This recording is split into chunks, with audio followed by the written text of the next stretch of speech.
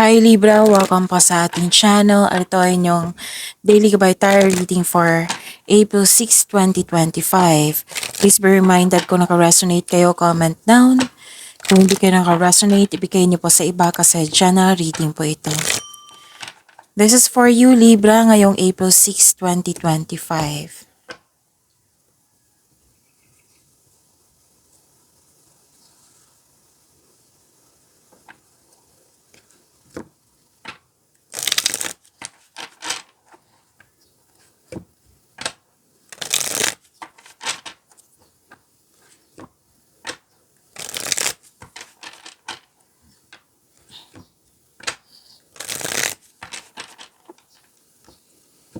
Para po ito sa inyo Libra ngayong April 6, 2025.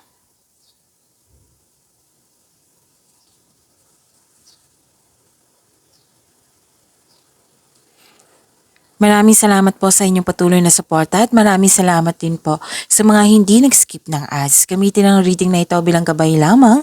Sa mga hindi po nag-subscribe, subscribe na po kayo at click bell notification para malaman nyo na may bago tayong video. Para sa mga gusto magpa-reading po, may lumabas dyan sa screen nyo ngayon.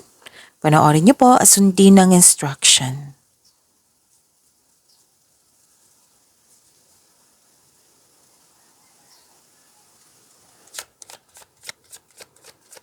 Spirit's Guide, mga ganap po para kay Libra ngayong April 6, 2025. I need 3 cards po.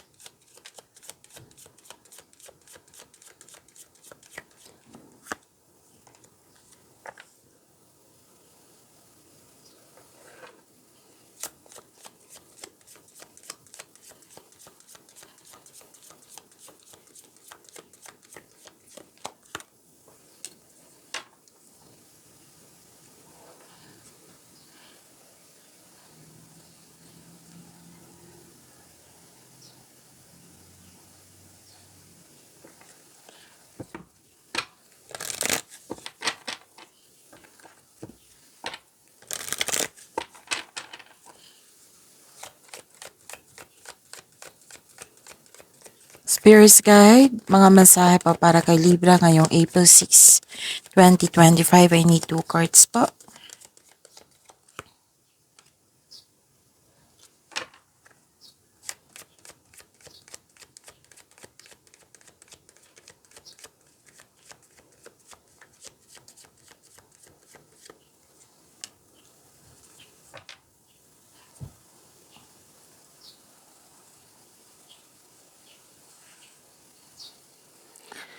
Ngayong April 6, 2025 para po kay Libra, may parating po na malaking pera sa inyo, pwedeng dumating na ngayon or parating pa.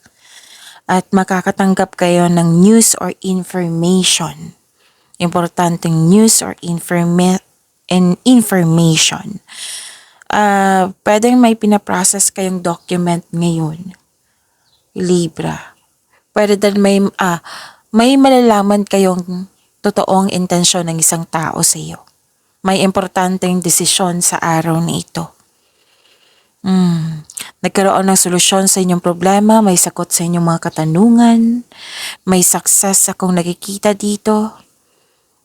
Naka-receive ka ng advice, 2 card na po nagsabit dito. So, claim nyo po ito. Ang ganda ng cards nyo. Libra. At may nakita ko ditong power, authority, and protection. Very confident kayo dito. Lalo na yung mga kausap mo ngayon na nagbigay ng advice sa iyo. Nag-uusap kayo regarding sa big business, regarding sa career and finances. May nakita nga akong mother figure dito. Okay?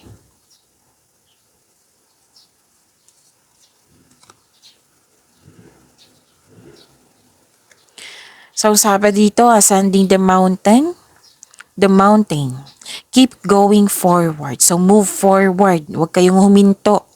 Huwag iwasan na magkaroon ng stagnation na wala kayong ginagawa. kundi magbigay ng action, mag-move forward, make change. Yung sabi ng card. And narrow pathway, tread thoughtfully. Moving forward pa rin to eh. Kahit anong mangyari, kung may nangyari dyan na hindi nyo nagustuhan, or yung may dahilan na mag-stop kayo. So, sabi ng card dito, kung maaari, huwag kayong mag-stop, kundi mag-move forward, make change, take some action. Magawa ng aksyon.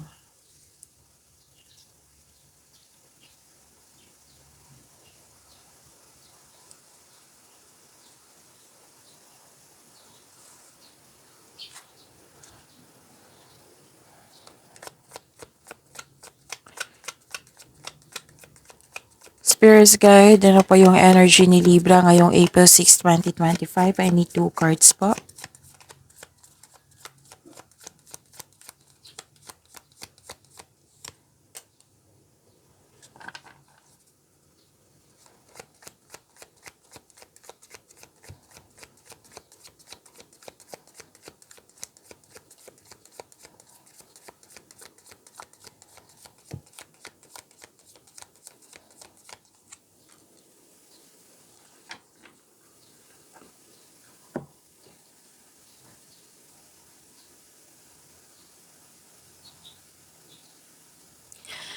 Kung may narinig kayo or may nakita kayong repeating message, meaning to say, pinupush ng cards nyo yan kasi ang ilan sa inyo hindi pa binigyan ng atensyon.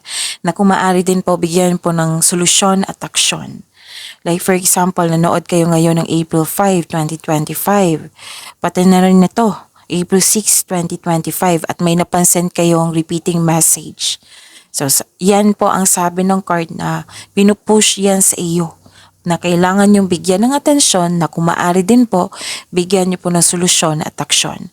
Remember Libra, at the end of the day, alam mo na ikaw lang taong may kakayahan at responsable na gumawa ng sarili mong katotohanan at kinabukasan. So ano yung energy ni Libra?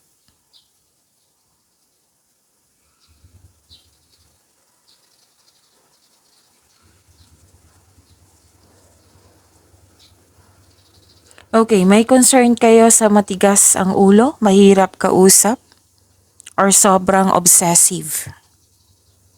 Pwedeng nang dahil sa kanya, nawalan kayo ng gana. Pwede din nang dahil sa delay, nawalan kayo ng gana. Nagkaroon ng hesitation to take an action, that is the reason why nagkaroon ng delay, nang dahil sa pagkakaroon ng hesitation to take an action. Kaya nga yung dalawang card na nagsabi dito huwag kayong mag-stop. Move forward, make change. Pwede na napahinaan kayo ng loob kasi may nakita ko ditong disconnection sa isang tao. Pwede yung hindi siya nagkaroon ng disconnection kundi hindi balanse ang inyong connection sa isang tao. Yung nag-uusap kayo pero alam niyong hindi okay. Pwede. Okay? So, or hindi nagkaroon ng unhealthy connection sa trabaho, sa connection sa isang tao.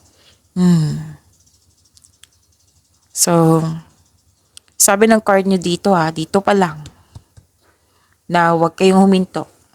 Huwag nyong gawing dahilan ito para huminto kayo. Huwag nyong hayaan. Pero kung pagod kayo, huminto kayo, syempre magpahinga kayo. Pero yung sabi ng card dito, pinupush Different card siya, pero ang dalawang card mismo nagsabi dito, tuloy ang laban. Move forward pa rin. Huwag kayong mag-give up, sabi po ng card.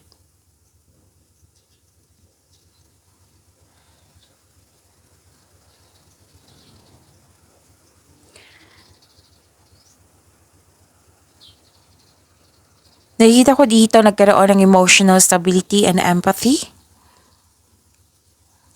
Okay, so this is good kasi naging mahinahon kayo. Nagsasat kayo ng boundaries or guarded kayo while being mindful of those around you. Let's say yung sabi kanina na may, 'di ba, may mahirap kausap or matigas ang ulo. Concern ka sa kanya kasi siguro malapit to sa iyo.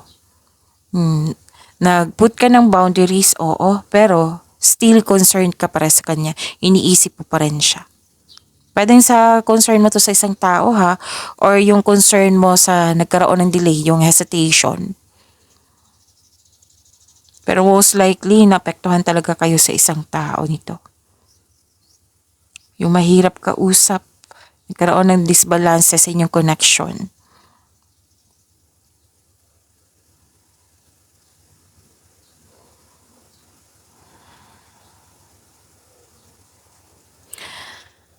Okay. May nakita rin ako dito about pwedeng sa love life din ito. Pwedeng sa malapit, yung close sa'yo, malapit sa'yo. Kasi nakikita ko dito na pwedeng nagkaroon ka ng concern sa kanya or concern mo ito sa kanya na ano ba to like for example, ano ba to si Libra? May malasakit pa ba to sa relasyon namin? Sa connection namin? Supportive pa ba ito? Oh. Pwedeng naka-receive kayo ng concern yan. Or kayo ang may concern sa isang tao.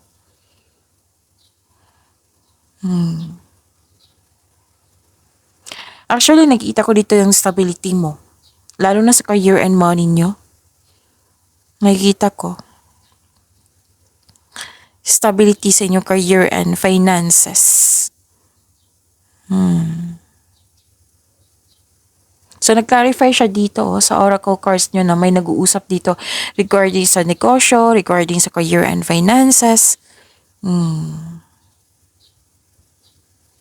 May question lang ako nakikita dito. Pwedeng kayo ito nag-question or siya yung nag-question sa iyo. Yung sabi ko nga kanina na may malasakit pa ba ito? Supportive pa ba ito?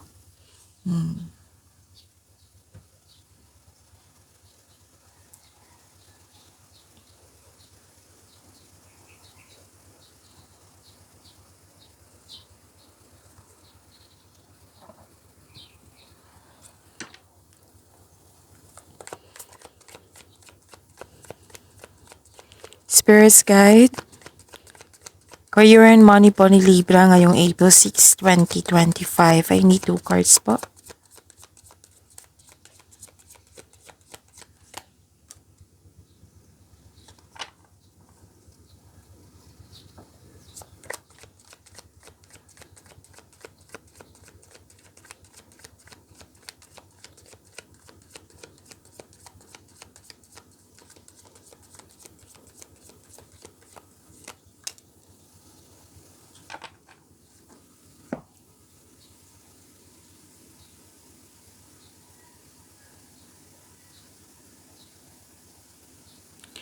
Sa career and money niyo po, Libra, this is good kasi wealth and generosity nakikita ko dito.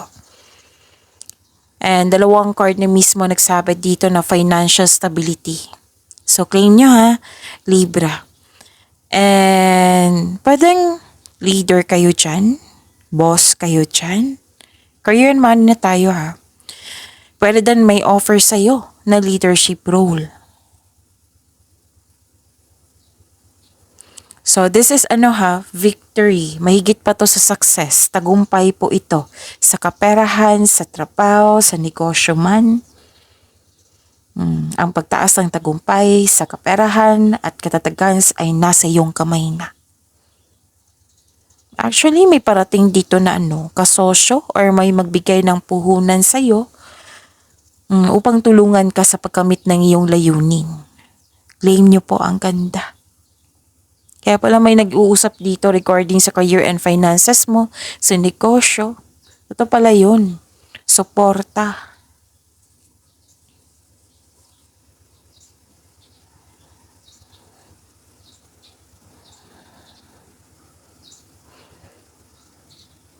Gusto mo nga bumili ng lupa at magtayo ng bahay? Or bumili ng regalo na para sa iyo. Pwede din may plano kayong magbakasyon.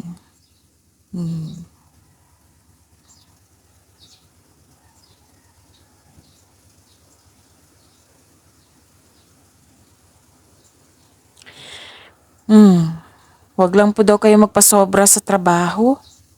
Libra, sobrang workaholic mo. Oh. Kaya pala nag-iisip ka dito ng isang bagay, bibili ka ng isang bagay para makapagbigay ng pampers sa'yo or magbakasyon. It might be ito yung dahilan na nagsumikap ka, na nag-overtime ka, nag-overwork ka, or it might be na ugali mo talaga na yung workaholic. Tapos nagpasya kayo na magpakasyon or bumili ng isang bagay. Kasi ano naman, deserve mo naman kasi naging masipag ka.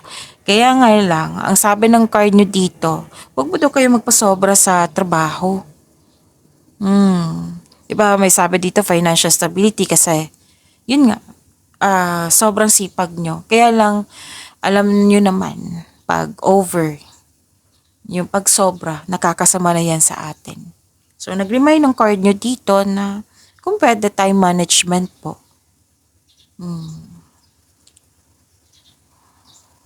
So, sabi ng card nyo dito kung pwede magpahinga or health is wealth, kaya mag-ingat. Next time, kung tatanggap kayo ng trabaho, kailangan time management. Pagbalansa ay kailangan. Pwede din, nagtitiis ka sa toxicity ng isang tao dyan. It might be kasamahan mo ito. Or amo mo, boss mo. Na naging toxic, pwedeng nagtitiis ka sa kanya. Or naging controlling person siya.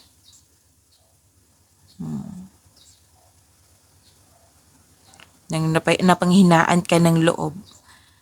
Nang dahil sa ugaling ito. Parang nakatali kayo sa isang bagay na gusto nyo magkaroon ng freedom. Kaya pala dito, no, na may freedom sa energy nyo.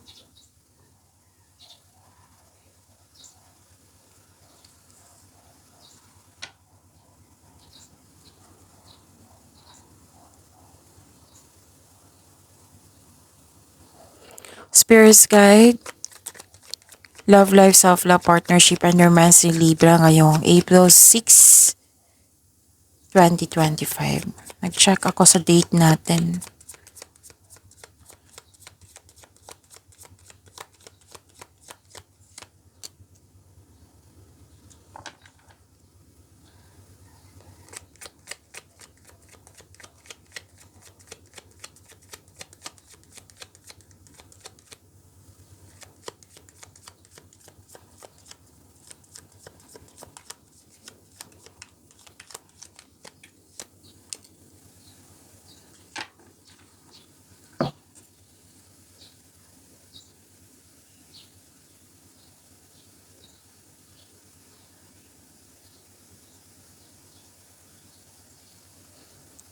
Maraming salamat po sa patuloy na tiwala sa suporta sa ating channel. At maraming salamat din po sa mga hindi nag-skip ng ads. May delay sa plano dito. Pwedeng delay sa paglilipat, lokasyon, delay sa travel kasi may plano kayo mag-travel, di ba? Or magbakasyon. Or delay sa plano. Tapos may naalala kayo or literal na bumalik yung nakaraan. Oo. Tapos, pwedeng naalala nyo to or literal talaga na bumalik yung nakaraan ha. So, ito yung dahilan na nahihirapan kang mag-move on. Difficulties in moving on.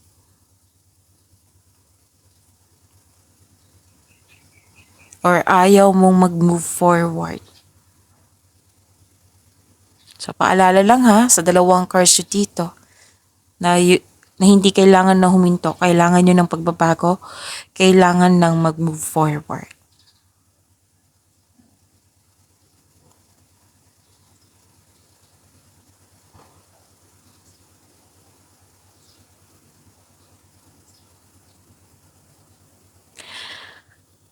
Okay. May concern kayo sa arrogante na tao? May bossy dito. Kanina pa to sa career and money nyo, no? Na very controlling person, bossy na tao na gusto niya makuha lahat yung gusto niya. or hindi kayo satisfied sa status nyo ngayon. Yung na-receive nyo po daw na abundance, oo. Sabi po ng card dito, wag nyo daw gastahin. Kung pwede po, wag masyadong gastahin. Pwede naman gastahin, pero wag masyadong gastahin. Kung i-consider mo ang mga biyayang natanggap, celebrate it by expressing gratitude and generosity. Pag-imanin niyo po yung blessings sa binigay sa inyo, Libra. See you tomorrow. Please like, subscribe, and click the button for notification para updated po kayo sa daily tarot reading natin. Maraming salamat po.